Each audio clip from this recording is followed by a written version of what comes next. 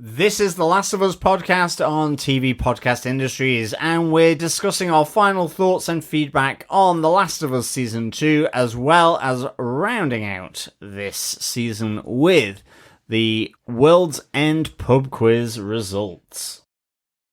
He killed my friends. No, I did. I was looking for you. I didn't mean to hurt them. I know why you killed Joel. He did what he did to save me. I'm the one that you want. Just let him go. I let you live. I let you live. And you wasted it.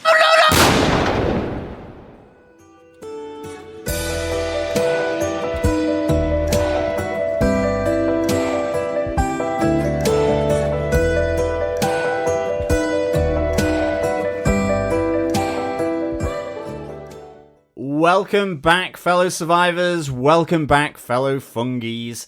This is the Last of Us podcast on TV Podcast Industries, where we will be announcing the winner of the Last of Us Season 2 pub quiz, the World's End pub quiz, indeed. Yes. And, of course, discussing our final thoughts and your feedback on Season 2 of The Last of Us. Welcome. I am one of your hosts, John. I am your other host, Derek. Just the two of us this time? It is. Chris has been taken by fungus. Yes. He is an infected and needs to be burnt, I guess. Well, it's one of those weird ones. We do mention Chris quite a lot on the podcast here, and unfortunately he hasn't been able to join us for The Last of Us at all. It didn't work out in the end. We were hoping he was going to be here for this particular episode. He was over with us at the weekend, and we were chatting to him about The Last of Us today. Absolutely loved the series. He got to the end of it, got to the end of Season 2, loved it so much, he finally went out and bought himself a copy of The Last of Us Part 2, the second game, has already played it up to around the point that this season ended, but he just wanted to know how the story continued, so he's bought that. So I joked with him, is that the reason why he's not on the podcast? He just is too busy playing the game and finding out what happens next. Is that why?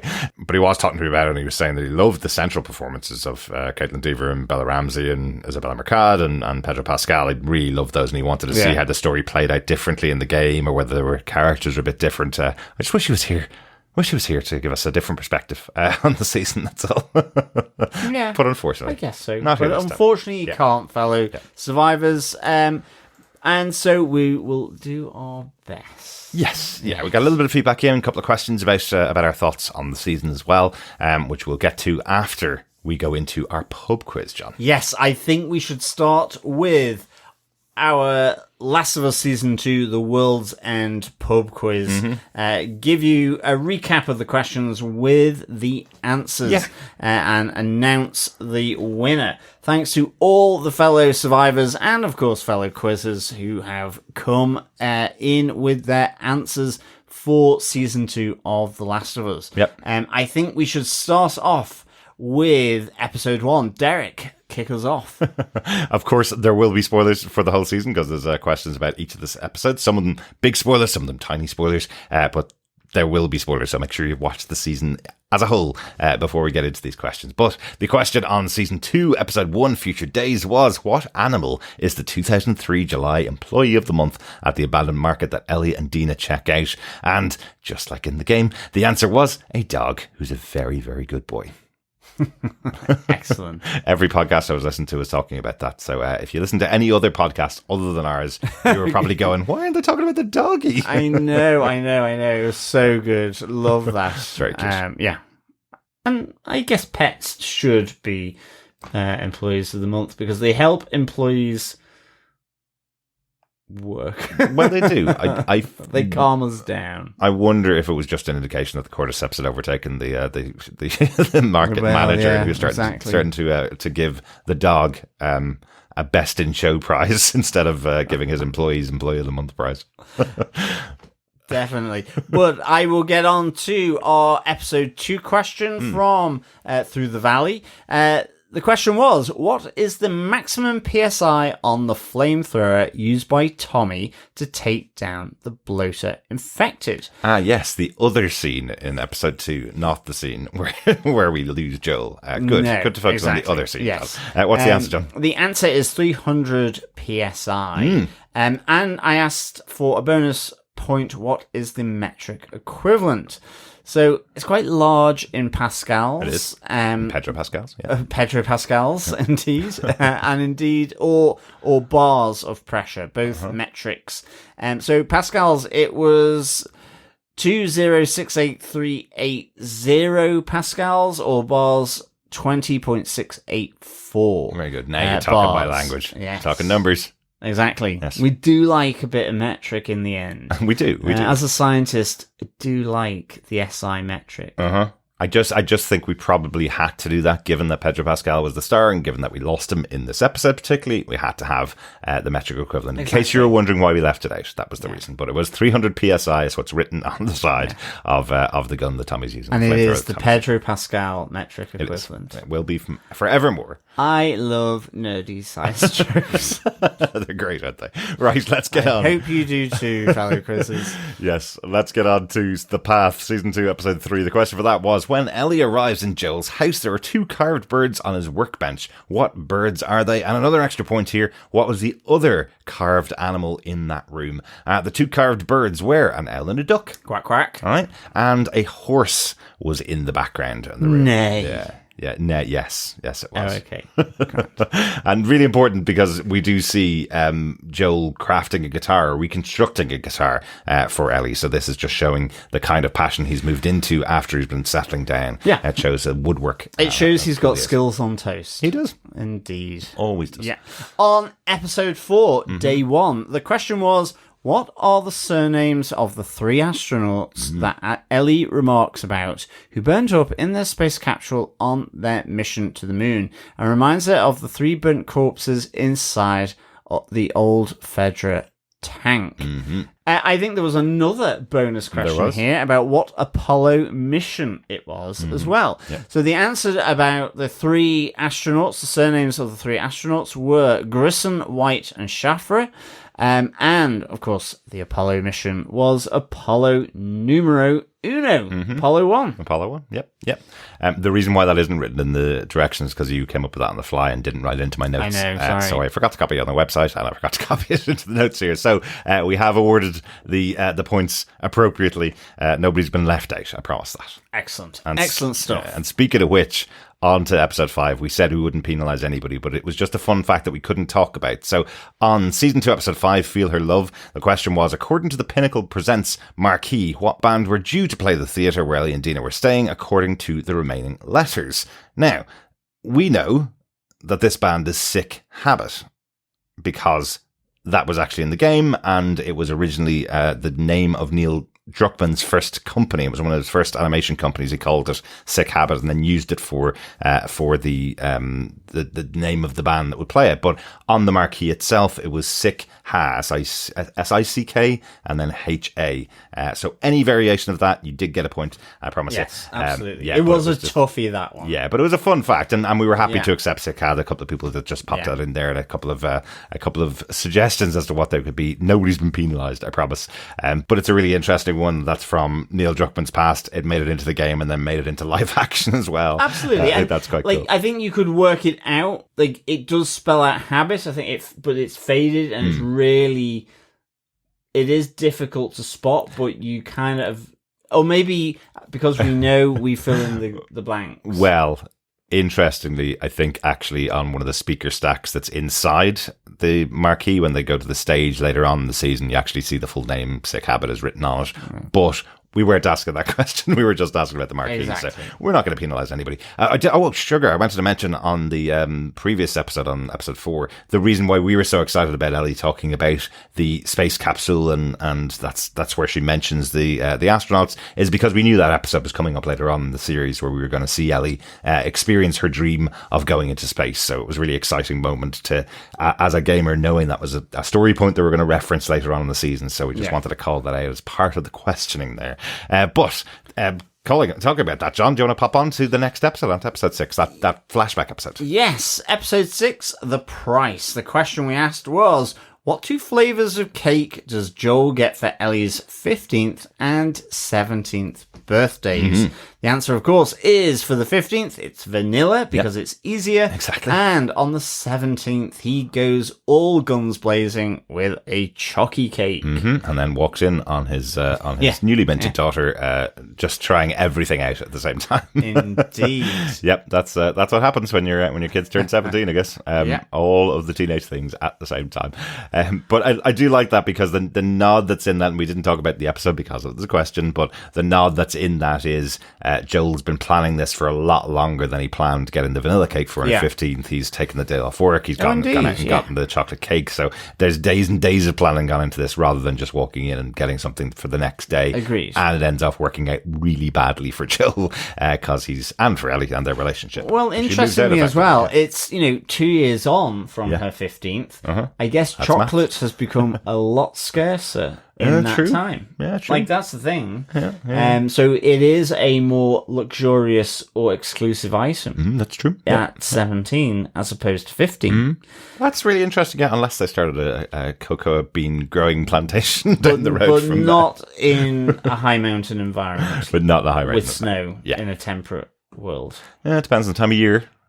It's not always snowing in Jackson Hole. No, I agree. But I don't think they grow cocoa beans. They probably don't. They had to wait for coffee to North come America. through. They do in South America? They do. Not North America. Unless it's really far south. Maybe possibly. That troop of people that came through with the coffee beans also came through with cocoa beans. With chocolate, and that would make sense. Yeah. There you go. We've sorted it out. Neil Druckmann, if you want to fill in the blanks around the corners of your story, come to us. Our final question on season 2 for episode 7, Convergence, was what is the name of the children's book that Ellie picks up in the bookstore? The book that she picks up is The Monster at the End of This Book, just like Ellie, who's the monster at the end of the story. But this book features Grover from Sesame Street. A very well-known book for lots of parents. I think lots of parents have picked that up. I just loved that little comment from Jesse, where he goes, "Oh, I really should have picked that one up before you. I would have made myself look a much better parent." Now he's left with the only choices on the shelf, other than the monster at the end of the book. But yeah, very cool. And congratulations to everybody who got the questions right.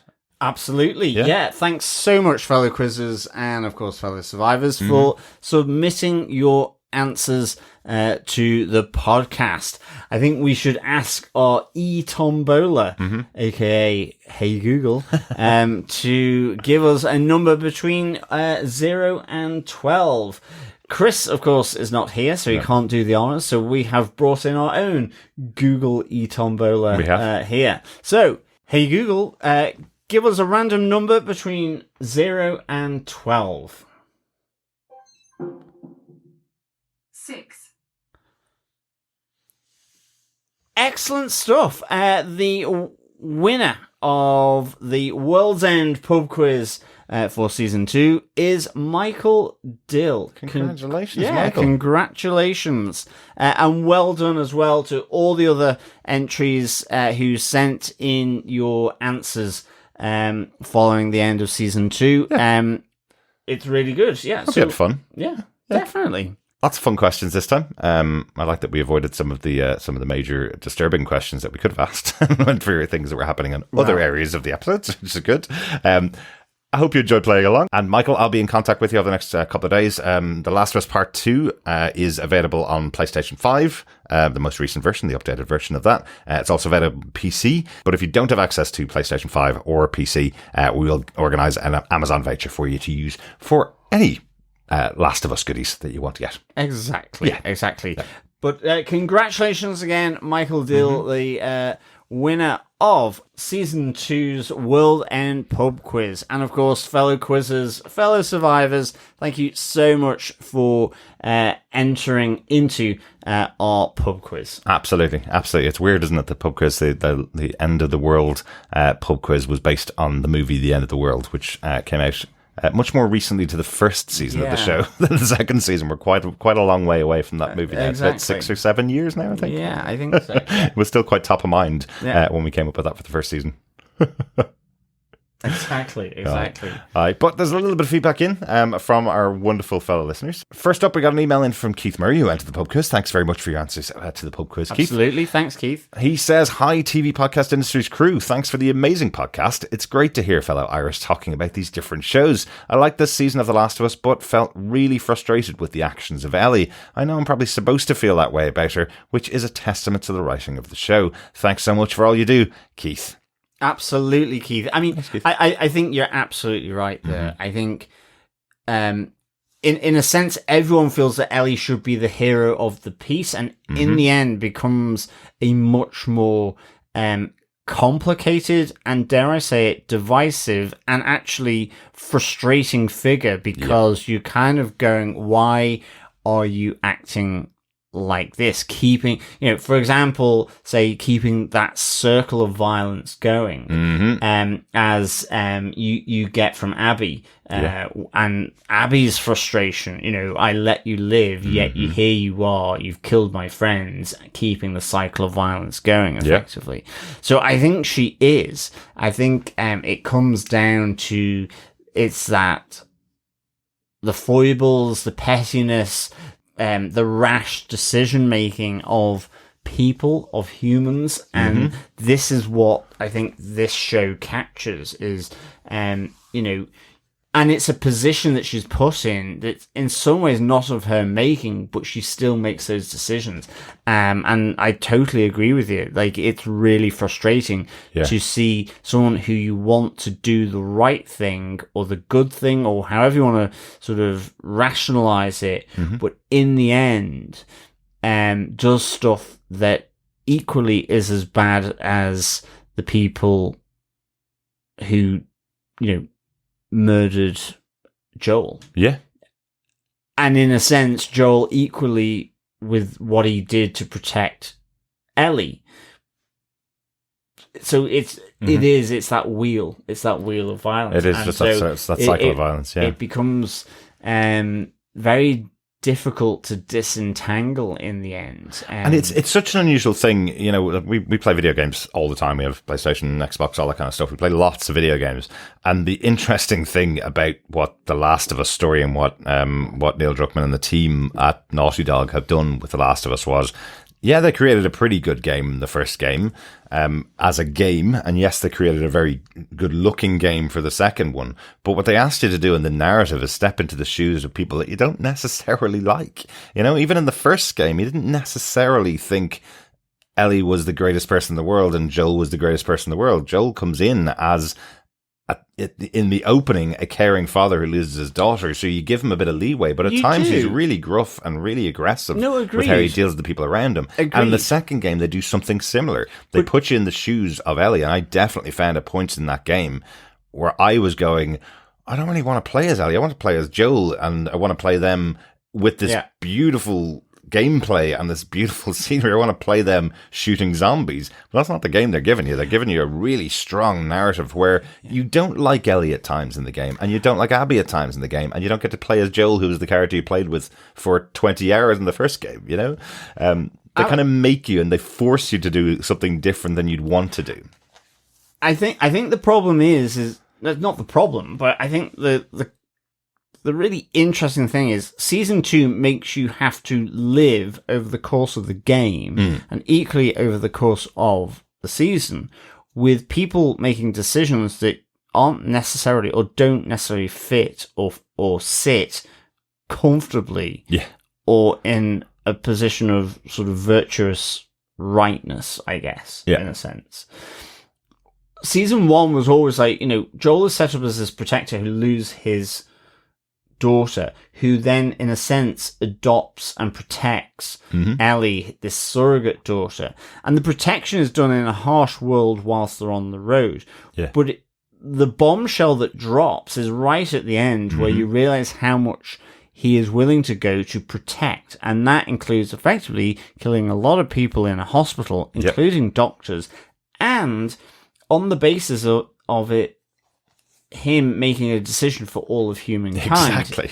And the thing is, with that knowledge, and then with what transpires in season 2, you're then you become torn between these two camps, and you have to live with that, with the decisions that are made by these characters in game as you play them, and that becomes a much more unsettling thing. Now, I think in the game you are also confronted with having to deal with a lot more infected. Absolutely. Yeah. So yes, for me it was, you don't necessarily think about it in the same way, because I'm screaming trying to fire a gun at clickers, bloaters, intelligent, stalkers, and all that kind of thing as plus the WLF, plus the Seraphites. So like you're kind of in survival mode, but actually when it comes down to those big story beats, you kind of go, oh, well, I've been playing this person who ultimately has just killed someone who's pregnant. Well, exactly. And you're like, okay. In fact, I had a discussion about this with a couple of my friends over in the Zheads group, the Podcastica group, who are also podcasting about this. I had a discussion with them the other day, and I wondered whether the perspective is different for people that don't play video games at all. Because if you don't play video games at all and you hear that this is the story, I would presume with a basic knowledge of video games, you would be going, well, if you're playing as Ellie, why didn't you stop Joel from getting killed?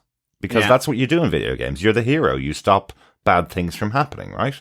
But all of those choices are taken away from you. And you have to just watch the narrative play out in front of you. And then you get to play the character through things like you're talking about, John, where you could go a whole day without actually moving the story forward, where you're fighting all the elements around you. And then the story comes back and hits you over the head. Sorry, excuse poor Joel. But hits you over the head and tells you what's actually happening to the character. And you're coming at it from a perspective of how you're playing the game. So there's some people that were in the group that were talking about, they played Ellie as a massively intelligent character. She was able to get around every situation very well. And I was kind of going, well, I wasn't playing her like that. I was playing her the way I play a game, which is just get out of the situation as quickly as possible. So you bring your own personal perspective to the character that you're playing through the video game as well. Yeah. So my perspective on Ellie in the TV show is quite similar to my version of Ellie that I played in the game, because she's massively frustrating at times, and the decisions that she makes are not the decisions that I would make, but that's the decisions that the narrative is telling me. And absolutely, and if it wasn't a game, or if it was a game with just one chance, like Squid Game, then I would have killed Ellie plenty of times through the infected. So she would have ultimately have gotten, say, her comeuppance in that sense. I don't think she would have made it out of Jackson. I think she would have fallen off the horse on the way out of Jackson. I mean, I think the other interesting thing is, we frequently on the podcast, in different shows or movies that we cover, talk about, good or evil, that black and white, or the areas of grey in between. And I think this is absolutely a prime example of where you get greyness hitting so well. And I don't mean in terms of it being boring. I mean the fact that this is someone who goes from a journey of being good, innocent, to bad, and making decisions that I would say a lot of people wouldn't agree with. And the writing around that, and equally around Joel, equally around Abby, they are absolutely the antithesis of being either in column good or column bad. They are in between, because they are put into a situation where no one at this current time living, certainly in Western Europe, over the last kind of 10 to 20 years, has had to encounter a situation that is that desperate.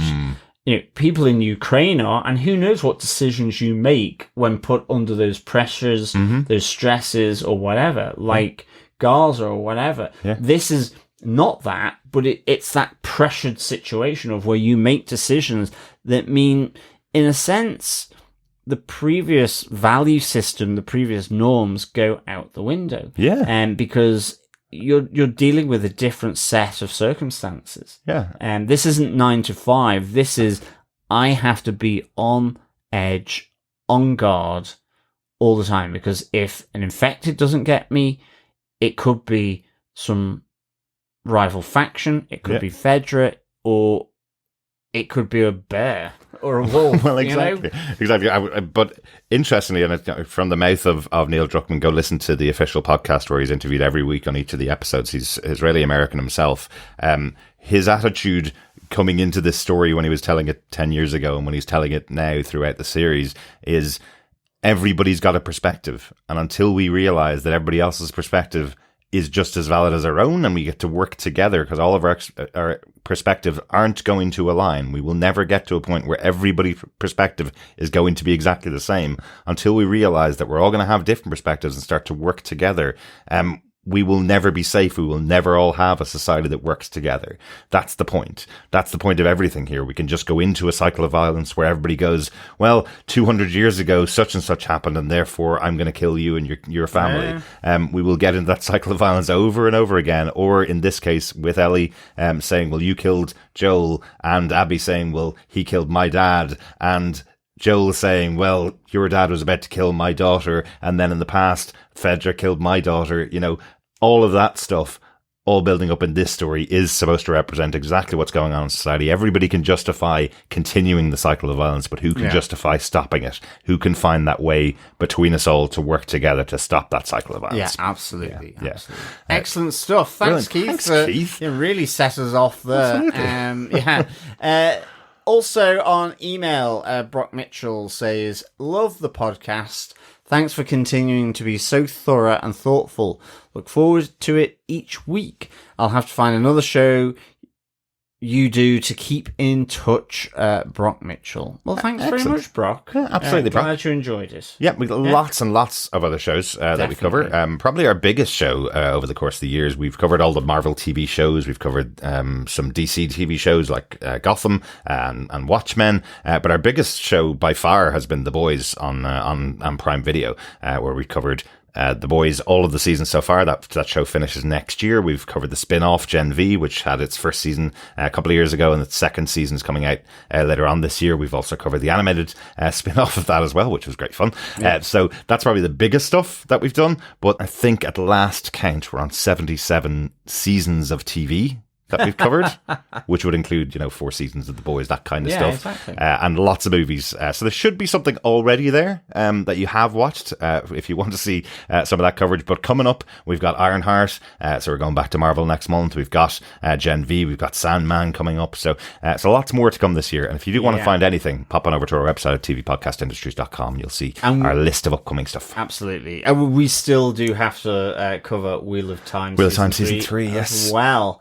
That unfortunately got a little waylaid by us with things going on, and so on. But yes, we will also be going into the world of Wheel of Time Season 3, which, to be honest, I'm really looking forward to. I'm really looking forward to seeing it.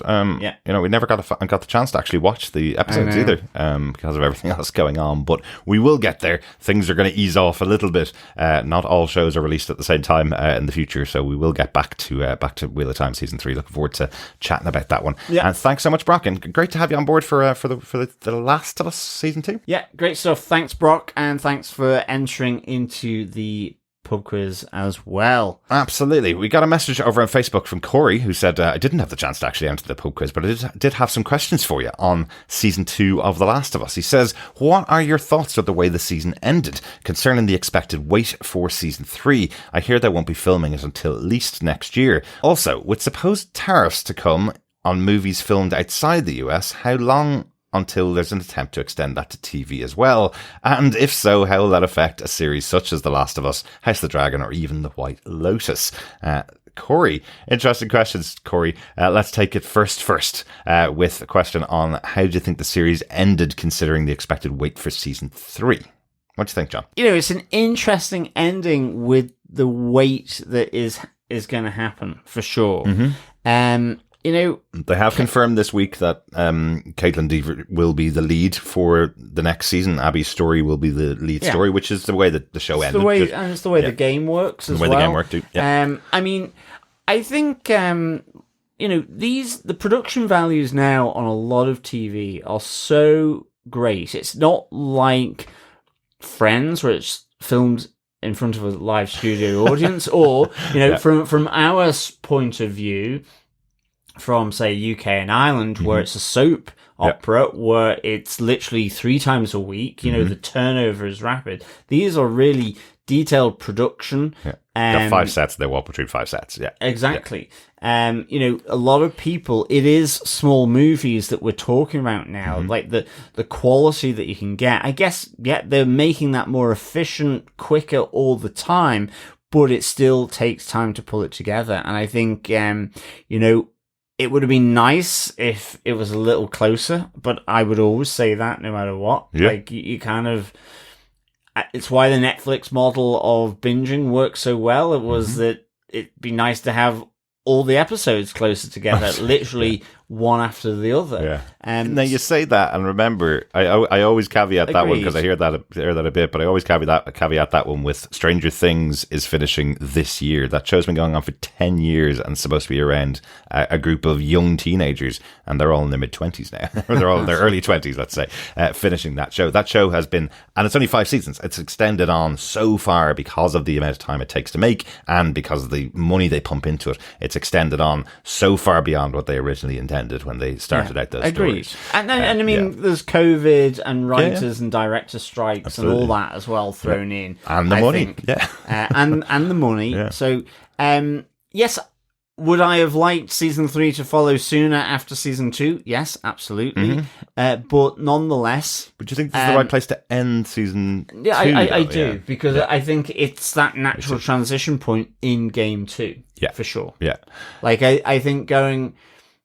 any other way would have shortened season 2 effectively, or it would have compressed it, or you would need a longer season 2 anyway just to cover that. Yeah. I think overall my feeling on it would have been you could have done season 2 in 10 episodes and then not had a season 3. That would be the way you do it. Because getting the quality of storytelling that delivered in these 7 episodes, which I did really think they did a great job translating that story into these really detailed, really in-depth episodes for the 7 episodes that we got, you couldn't have gotten that quality and that level of storytelling and told the story with a different end point. Let's put it that way. This end point is the natural end point from the game. This is the one where I remember going, what's happening? It goes to black and then continues on with Abby's story on day 1. And it was going, oh no, you can't take that away from me. And it was ages until we find out what happened in the theater. It might have even been a couple of months. I can't remember whether it's because we went away on holiday and weren't continuing playing the game the next day, but we didn't catch back up on that story for quite a while afterwards when we moved on to Abby's story. So it feels similar. But one of the big things I've had to readjust my expectations when we started covering shows like Watchmen, shows like this. When we started covering our shows, every show that we were covering was about how will they prolong this for as long as they possibly can have it. So when it was Daredevil, how can they get to 5 seasons, 10 seasons of this show? Yeah. When it was Gotham, how could they go on forever telling stories in this city of Gotham, where they reduce production budgets to get it down, where they recast characters to keep the stories going, where they pulled in minor characters from comic books from 60 years ago to keep the story going. The difference with the HBO shows is they have a clear idea of how they want the story to have a start, middle, and end, because it's based on a property that they're trying to translate to the screen and keep it as close to the original as possible. And the entire story's out there. So in a way, HBO don't really care if you like Abby as a character, or don't really care if you like Joel as a character or Ellie as a character. They're the characters, and they're going to present them in the story that they've already told in the games. Yeah. So they're not trying to make the characters more likable for a TV audience or more attractive to a TV audience or anything like that, like you would do if you were making a show out of a book and wanted it to last for 20 years, like the old days. It's one of the things I've had to adjust my expectations on. So they are going to tell this story. It's going to continue in about 1.5 years' time, 2 years' time. You're right. Yeah, apparently the filming is going to start in 2026, which would mean probably 2027, even 2028, I've heard, for the final season. Yeah, I mean, that feels a little long, to be honest. Yeah. And that's a shame. Yeah. I guess at the moment, my main thing is, how will Abby appear in mushroom form in the opening credits? And equally, I mean... Will she? Yeah. I think one of the problems of leaving it too long is that people are like, well, they fall off the property, or it doesn't build that or maintain that momentum. So, I mean, I guess we just need to really see from that sense. But that's kind of the thing. HBO, I don't think that matters to them. I think they're more interested in keeping the show creator on board to do the next show he's going to do after this, and they've committed to making a third season for him. That's the deal. They've certainly pulled in the numbers of viewers for this season and last season. And by the time it comes back, it's also a lot of people will have forgotten whether they really loved or really hated this season, and will come back and watch the third season. And watch it, exactly. See if it works for them. And Michael's going to find out how the story ends when he gets his copy of The Last of Us. And I think lots and lots of people went out and bought The Last of Us Part 2 when they realised the story has still got quite a bit to go. And I mean, in terms then on your tariffs, Corey, I mean, it'll be interesting. Hopefully it doesn't extend to TV, because it to me just seems a bit of a weird kind of thing, really. I guess films in the US by US production houses will need to start to find places around America that look like wherever they would need to be in the world. Can you imagine? Do large sets like Ben-Hur or something in their studios. The only option actually is everybody uses the volume, which is the screens that Lucasfilm has set up to do things like The Mandalorian, which just won't work for every production. I think if you look at it, I'm not going to get into politics of it, but I think if you look at it, the whole suggestion that a tariff would be put on every movie that's filmed outside of America came to distract people from what was really going on and how much money was being stolen by a certain person that said that particular phrase, who I don't want to mention on the podcast because all of our podcasts are transcribed and search words come up out of it. So not going to mention his name, but it's total crap. I don't think we'll ever get tariffs on movies made outside of the US, because the movie making industry is a worldwide industry. You have to make a film set in London. You have to do something like that, or something approximating it. And not every single landscape exists in the US for every single type of film. At the end of the day, I'm not entirely sure that the US film industry is suffering particularly much. They're certainly the global dominant film and movie production, with the exception of maybe domestic Chinese films. Which wasn't the one? Yeah, we saw the top movies of the year. The number one movie of the year has made $2.5 billion and was mostly only released in China. Yeah. So I mean, so it's a problem out of nothing to, as you say, distract or just browbeat certain portions of, I guess, industries and sectors in a country, because they don't necessarily, well, they have outspoken people, I guess. So I mean, hopefully it won't affect TV in the same way as it affects film, and maybe in the end it won't really affect film, because it seems as though the tariffs come and go depending on how much it actually impacts the person who's setting them, because and that seems to be the issue. Anyway, enough of that. Exactly. Thanks so much, Corey, for your question. Good stuff, Corey. And thanks for all those questions, even the challenging ones. Because to be honest, The White Lotus is really good. And I want to see it go around the world, which is kind of the concept of it, really. Well, absolutely. But could you imagine, like, the reality shows like Survivor that have bought an island, basically? True, so, would they have to pay a tariff because their films on Fiji, or do they have to film on an island off the coast of North Carolina to not get tariffs on them? And maybe White Lotus will be like Ocean City or Myrtle Beach. Maybe. White Lotus, Myrtle Beach, where everybody goes out and plays golf every day. Excellent stuff. Thanks so much for your feedback, and thanks so much for your thoughts on the season. We do want to hear more from you about The Last of Us. If you want to send in your thoughts at all, you can send them into feedback@tvpodcastindustries.com, or join us over at our Facebook group at facebook.com/groups/tvpodcastindustries. If you haven't joined us before, I do need to mention that there is a quick question, which is what shows are we covering that you're interested in. Just make sure you put in a show that we do cover. The only reason for that is just to make sure it does stay as a group amongst all of you, our wonderful fellow listeners and fellow fun guys and gals. And indeed. And survivors. Absolutely. Also, please write a review on Apple Podcasts, or, of course, share the podcast, because sharing the podcast is, of course, sharing the love. Yes, it is. We are also on patreon.com/TV Podcast Industries, or buymeacoffee.com/TVPI if you wish to donate to the running costs of the podcast. But as always, you can subscribe over on our website at tvpodcastindustries.com. Lots of shows over there. There's a nice search function over there as well. If you're looking for any of the shows that we've covered, you can search for any episode. Indeed. As Derek previously hinted at, we will be back in the Marvel Cinematic Universe with Ironheart later this month. Yes.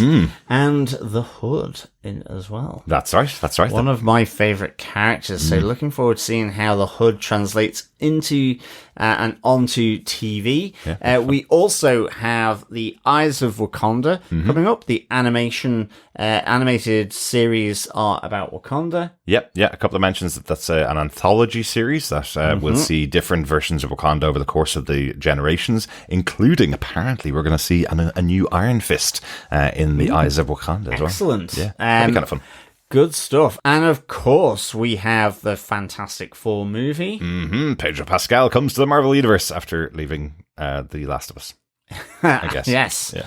He's everywhere all at once. Yeah, really excited to see Fantastic Four. Yes, most definitely. And of course, we will be back with animation with Marvel Zombies before we round off with Wonder Man in 2025. That's our Marvel offering, but we'll also have Wheel of Time as well as Gen V. Yep. And there is the second and final season of The Sandman on Netflix as well. Yeah, really intrigued to see how they close out the story of Morpheus. The Sandman, they're going to be focusing just on his story rather than all of the stories that are in the Sandman books. There's 75 issues, I think, of the Sandman.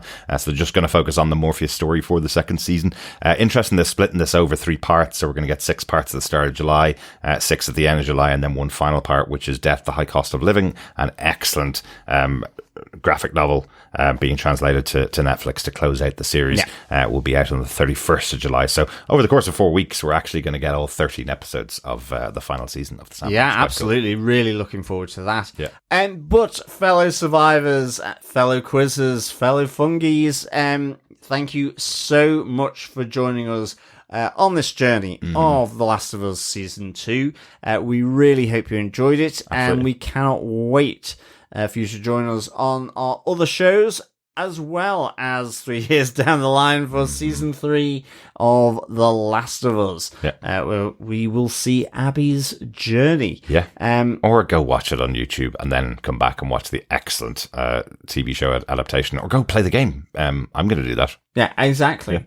Yeah. But, of course, until next time, keep watching, keep listening, and, of course, keep surviving. Bye. Bye.